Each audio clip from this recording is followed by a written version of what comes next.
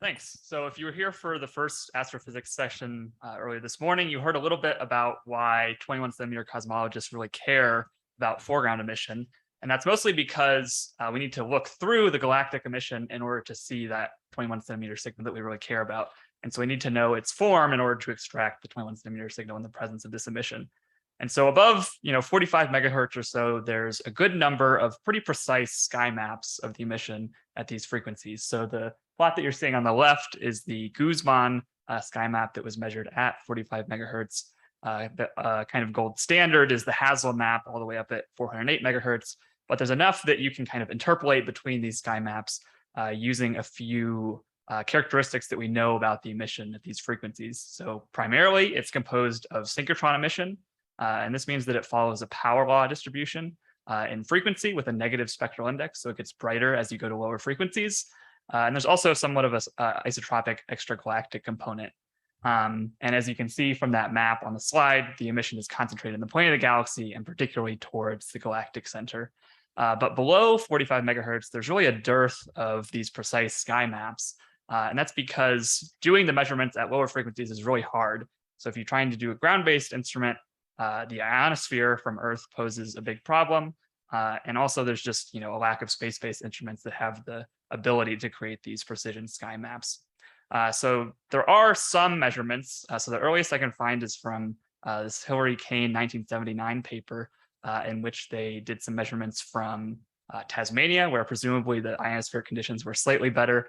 So that's what's plotted on the left here, and that's just a sky averaged spectrum as a function of frequency. And so you can see that above 3 megahertz or so, it's basically following a straight line in this log-log plot, which is consistent with that power law behavior. But you can see right around 3 megahertz, it turns over and it actually becomes less bright as you go to lower frequencies below 3 megahertz.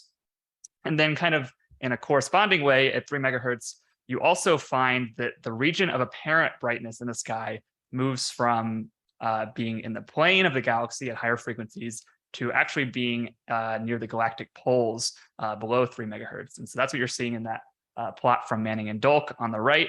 They're plotting the region of apparent brightness on the sky. And so basically both of these behaviors, both the maximum in the spectrum and that apparent brightness moving from the plane to the poles, is suggestive that free absorption from ionized regions of the galaxy is playing a big role in the sky that we're seeing at these frequencies below 10 megahertz. So, like I said, there's kind of a dearth of measurements at these frequencies. And so the project that I've been working on is to use data from the Fields instrument on the Parker Solar Probe to try and get a better handle on some of the spatial distribution of the emission at these frequencies. So the Fields instrument is made up of 4 monopole antennas that extend outward from the heat shield on the Parker Solar Probe. And the high band of the receiver makes measurements from 1 to 19 megahertz. Because these are just wire dipole antennas or wire monopole antennas, the beam is extremely large. They're very sensitive to a large portion of the sky. And so that really prevents us from making these small scale, high resolution measurements. And when the Parker Solar Probe is pointed directly at the sun, that doesn't really give us any information about the spatial distribution of the emission.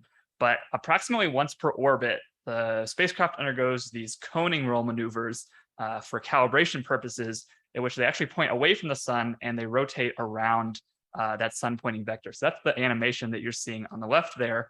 And during these rotation maneuvers, the antennas are going to sweep across the sky relative to the galaxy. And so using that modulation and the power that's received by the antennas, we can infer information about the spatial distribution of the emission.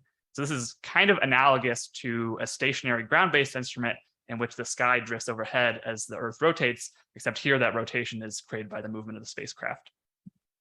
So here's an example of some data from the RFS receiver for the Fields instrument. So on the left, on the top panel is a waterfall plot. So you have frequency on the y-axis, time on the x-axis for one full day. On the bottom panel is the pointing of the spacecraft in latitude and longitude coordinates. So basically the point is that from 5 hours to 22 hours on this day, they're undergoing this coning roll maneuver, and it's a very regular rotation. They do, one period is 24 minutes, and they do this for a period of, over 12 hours during this day. So you can see a few kind of transient features. Those two vertical lines are a solar burst. That splotch on the right side of the waterfall plot is Jovian emission. So basically, we are pretty liberal in just removing all of the data around those transient events to try and get something that leaves really just the signal from the galaxy as much as possible. And that's because we can do that because the galaxy is really by far the brightest thing in the sky at these frequencies, with the exception of these kind of transient events. And so what I've done in order to kind of bring out that modulation signal in more detail is bend the data according to the phase of the rotation. So this is kind of similar to what you do with like an exoplanet light curve when you're trying to see that dip in more detail. But here that modulation is caused by the galaxy drifting over the beam of the antennas. And so the basis of this project is I've tried to create a forward model of these observations with which to fit the field's data. So hopefully we can constrain some of the physical parameters of the emission from the sky. So there's kind of three main components of my model. So the first is the beam of the antennas. We did some modeling in CST Microwave Studio, which is numerical software, using a CAD model of the antennas in the spacecraft. And basically we found what we expected, which is that the beams closely resemble ideal dipoles. So basically it's a donut, centered around the axis of the antenna. And again, as you can see from that figure on the left, they're very large. They're very sensitive to a large portion of the sky. The second component of the model is a function for the emissivity of the galaxy, of that mostly synchrotron emission. So again, it follows a power law. And we've adopted this analytic function that basically falls off exponentially in the radial and z directions.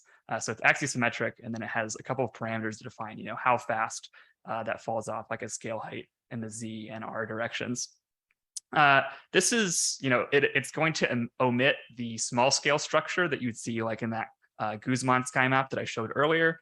But again, we're not really sensitive to this because of the large beam anyway. And then the final component of the model is that free absorption that I mentioned earlier. So that's what causes the turnover in the spectrum around 3 megahertz. So in order to calculate the optical depth, you need to know something about the density of the free electrons in the ionized regions of the galaxy.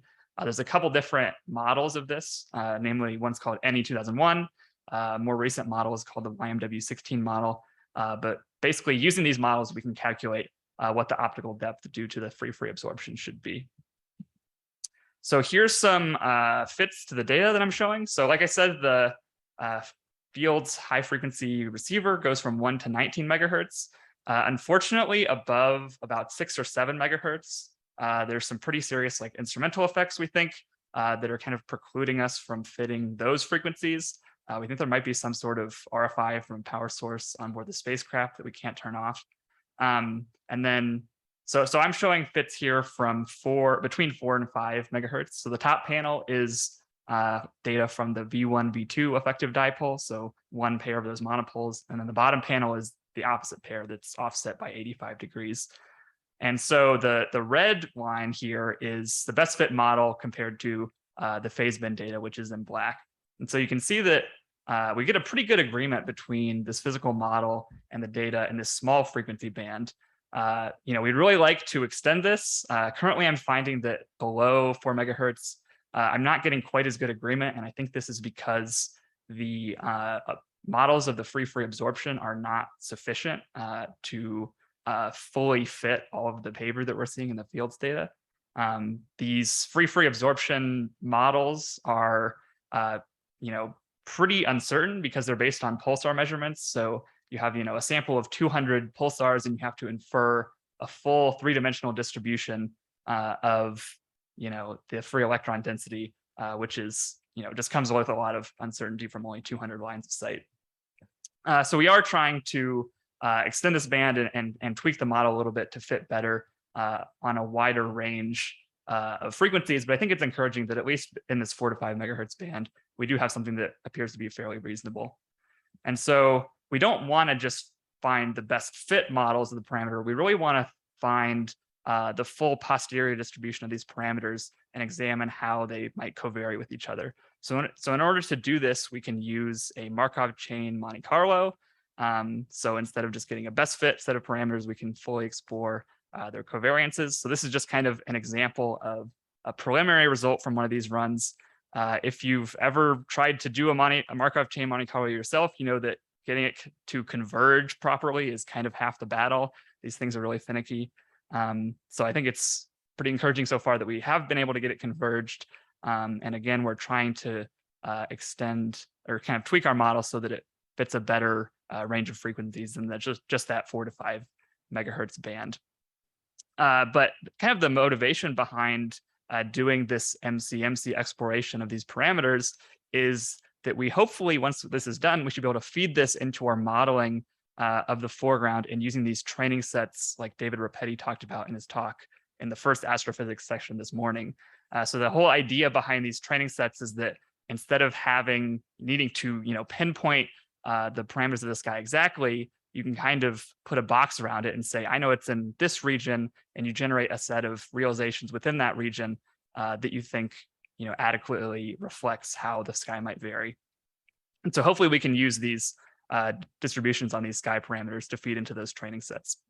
So then the last thing I want to talk about is how this is going to feed into analysis for 2 upcoming missions that you've heard about a little bit in other talks. So the first is ROLS's, which will be going to the far side or to the near side of the moon within the next year. And so we're hoping to kind of use ROLS's data to extend this type of analysis to get further constraints on the foreground emission, and also use ROLS's to examine how the beams of these wire antennas interact with the regolith and any potential reflections and how those affect the antenna beams. And then a few years down the road, like in 2025, the Lucy experiment will be going to the far side of the moon. This is really exciting for us because the far side is such a great platform for doing these low frequency observations, and it'll also be carrying batteries so that it can operate through multiple lunar night cycles. And those lunar night observations are going to be really the highest quality observations we can get because the sun will be down. And so we're omitting any of that interference from the sun.